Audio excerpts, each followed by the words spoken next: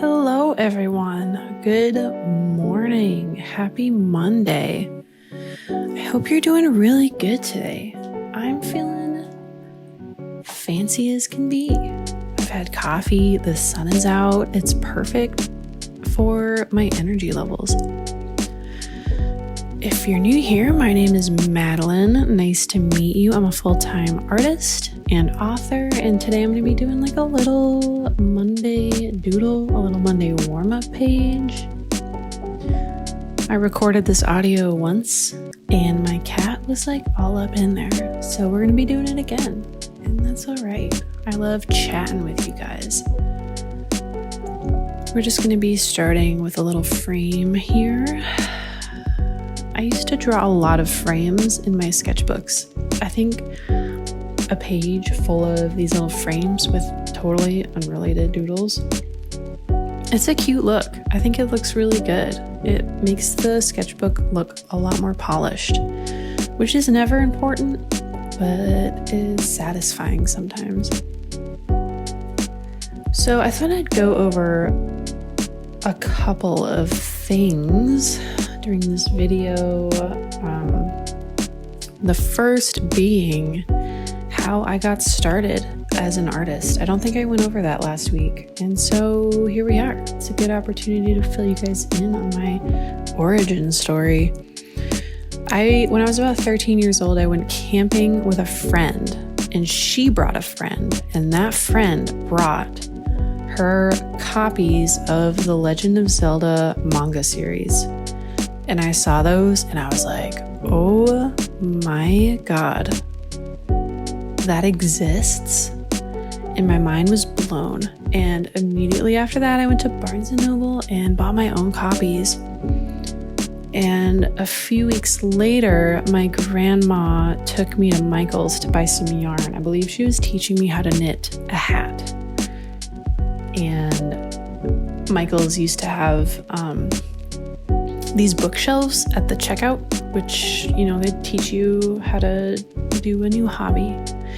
And there was one there, how to draw manga. I believe it was by someone whose name was Ben. I don't remember his last name, but I saw that book and I was like, oh my God, Grandma, please. And she bought it for me. And that's kind of the only thing I ever did again was draw. I spent every free hour I had drawing these lessons out of this book, which of course was like how to draw an anime boy and how to draw an anime girl and how to draw a robot. But I was like smitten, and that's how I started. I used to draw like manga little guys. And of course my style changed with time, but that's how I got going. Another big influence on my art as a kiddo was another friend introduced me to this little game called Dungeons and Dragons. And that was another like, oh my God, you can do this? This is a thing? And so I played that every opportunity I got. I would draw my character. I would draw all their items on like a little character sheet. And I loved it. That was a good time for me, a really creative time.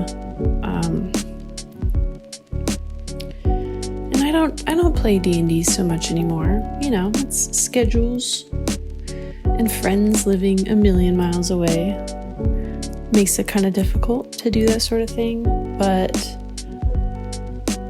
the vibe of it remains in my heart, like swords and magical potions. Oh my God, I would eat that up. And complete pivot, here we are drawing some little fishies. I'm not a big fish person. I think they're cute. I think most of them are really fun to look at.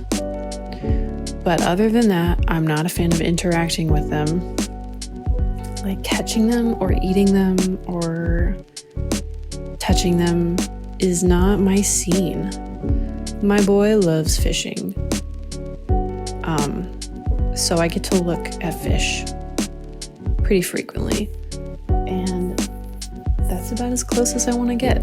I think they're really cute though. I love to draw little cartoon fish. You can kind of make them any shape you want and it turns out good because fish are weird. They come in all shapes and sizes, and so you're probably correct no matter what shape you make them.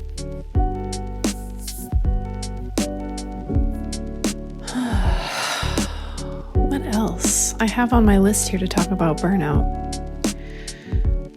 I feel like a lot of artists cover that, and I really appreciate that a lot of artists cover the topic of burnout because each one kind of has their own strategy for beating it. And for me, I've kind of been in like a prolonged burnout for many years. And I think that comes simply from having to make money off of your art. That's a stressful thing to put on your creative process, you know, the responsibility of paying the bills. And I haven't quite figured out a way to mitigate that stress and that burnout. But there are a couple things I know help me, and that is consuming more media than I output. And by that I mean just watch more than you draw. Watch a lot of TV, watch a lot of movies, read a lot of books, comic books, look at pictures, photography. I think the closer it is to something you would never watch normally, the more it helps your cup, your creativity cup. If you fill it, just fill it. Fill your creativity cup with things you like, things you wouldn't normally watch. You never know when something sticks and sparks an idea. And even if it doesn't spark an idea, having a visual gallery of all kinds of things is really helpful. Like fish, you know, I don't look at them often, but when I do, I'm always happy. And then I can draw on the memory of that fish to draw fish in the future. But burnout, yeah, it sucks. And my main thing is consuming a lot of media and then also changing up your tools. If you're feeling stuck, maybe switch to a medium that you don't normally do, like painting or sculpture, or even just switch to a pen you wouldn't normally use.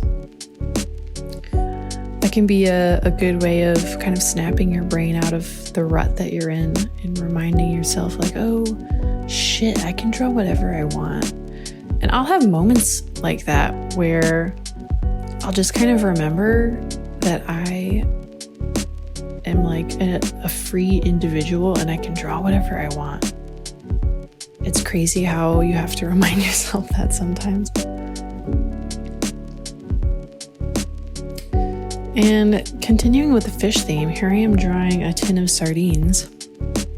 It is unfair that sardines get the cutest packaging of like any food. What is that about? And they're like $9 a tin sometimes. I don't eat them myself, but my husband eats sardines, which is good for me because, like I said, the packaging is cute. If he eats them, then I don't feel bad about buying the cutely packaged ones just to look at. And see, there's another thing about filling your creative cup. I don't eat sardines. I wouldn't normally interact with sardines, but because my husband buys them, I had an opportunity to see just how cute sardine packaging is. Creativity is weird, man. Lately, I've been really inspired by just physical media in general, like cassettes. I actually used to listen to cassettes when I was a kid. That tells you just how old I am.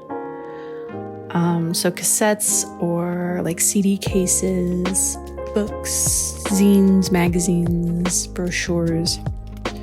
Each one is like a little piece of art that you can hold. And I think that's really cool. Some books I'm reading now I'm reading just one, I guess. I'm reading House of Leaves. I read it a long time ago, but I don't really think I could understand quite exactly what was going on. And I still don't think I do, to be honest. But it's a really cool looking book that I think it makes an activity of reading. You're always flipping back and forth and decoding and guessing. And it stretches the limits of media, of a book as a media, a form of media, if that makes sense. Similarly, Ship of Theseus is another example of pushing the envelope. That one's really inspiring to me. One of my big goals this next year is to make a couple zines. I just want to put out a bunch, basically, and see what I like to make, what I like to produce. Just experiment, try new things. We are drawing a mushroom here. I think I do like to eat mushrooms. Some people don't. And I appreciate that. I like the vibe of mushrooms so much that kind of forced me into enjoying eating them. They're such a weird little bit of life.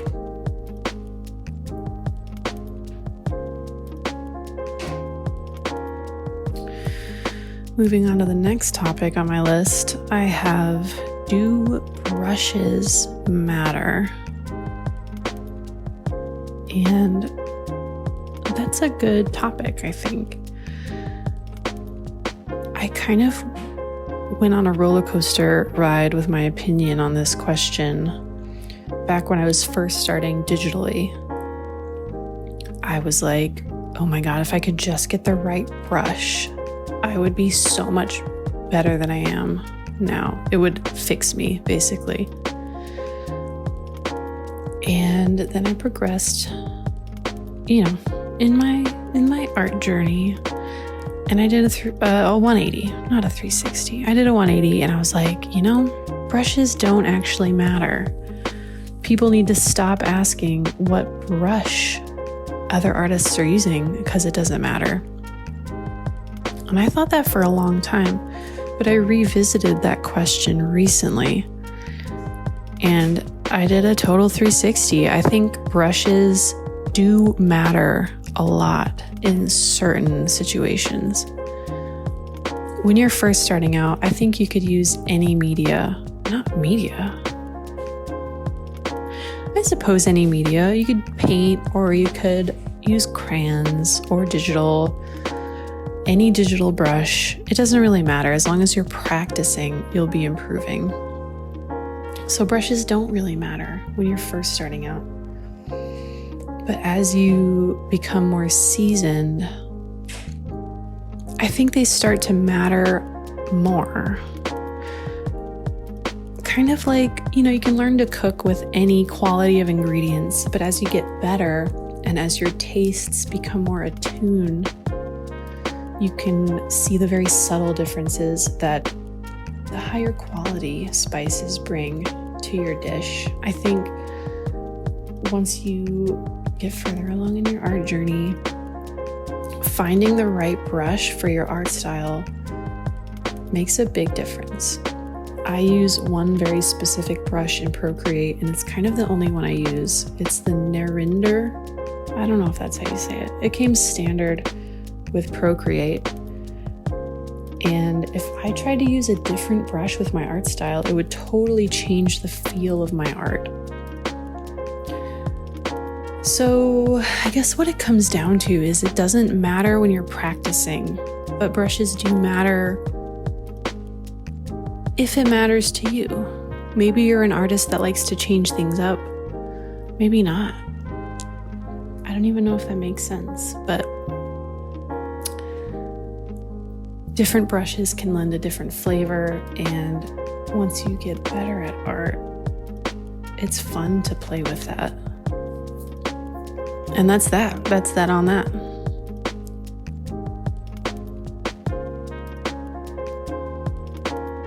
I don't think I ever really drew with crayons. I definitely like colored pencils and markers. I don't know that I've ever seriously drawn with crayons.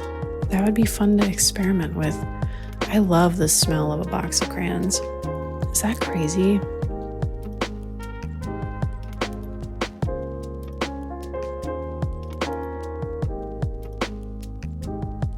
I have a lot of other boring questions on my list here. They're not questions from you guys. They're questions I wrote for myself. Do brushes matter? Burnout? What I did this week? Sure. So this week I played some Pokemon Go downtown. I really just use it as an excuse to get a coffee and walk around a downtown area. I do like catching Pokemon though. It was like an ice event thing. It was raining the whole time. That kind of put a bit of a downer on it. But I really felt like a real Pokemon trainer.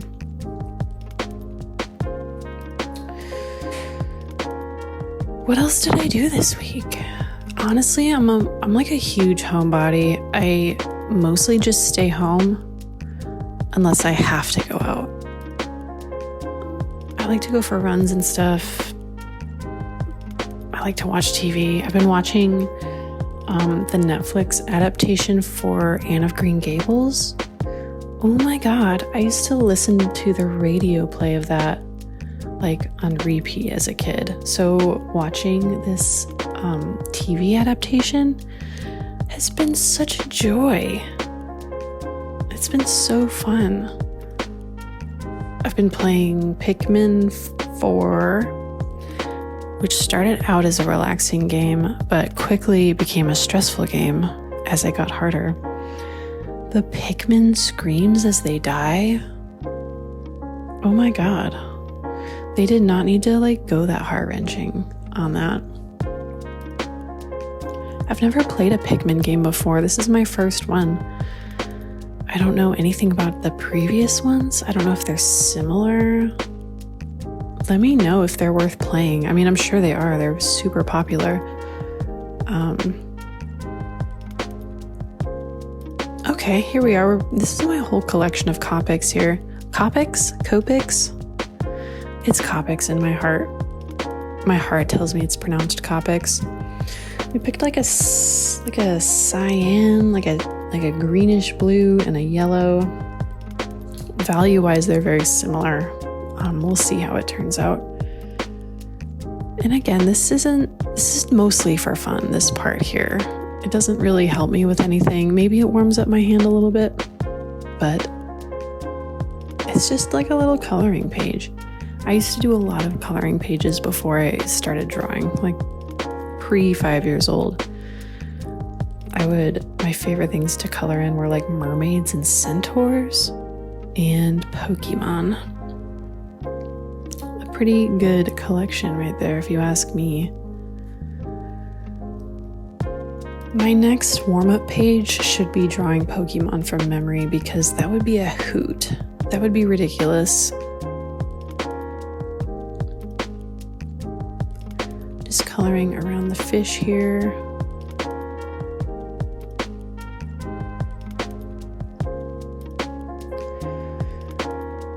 I guess the final thing on my list to talk about here is being an online personality.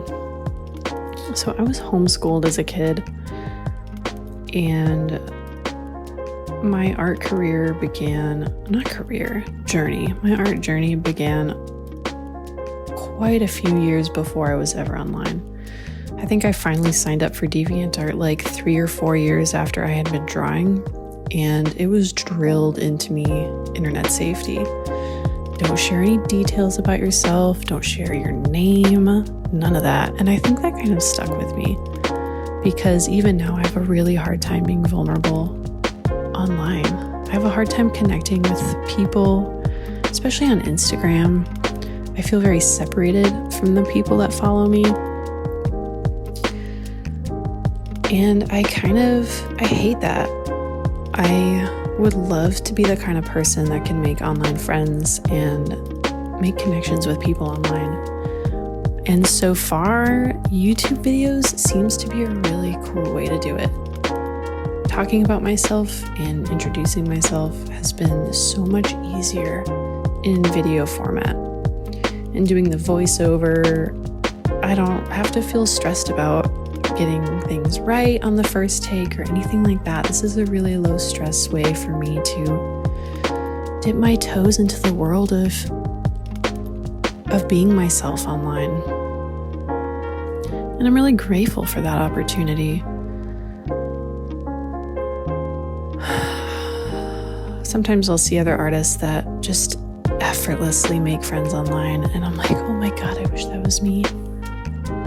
I'm just a very naturally introverted person. I'm very shy.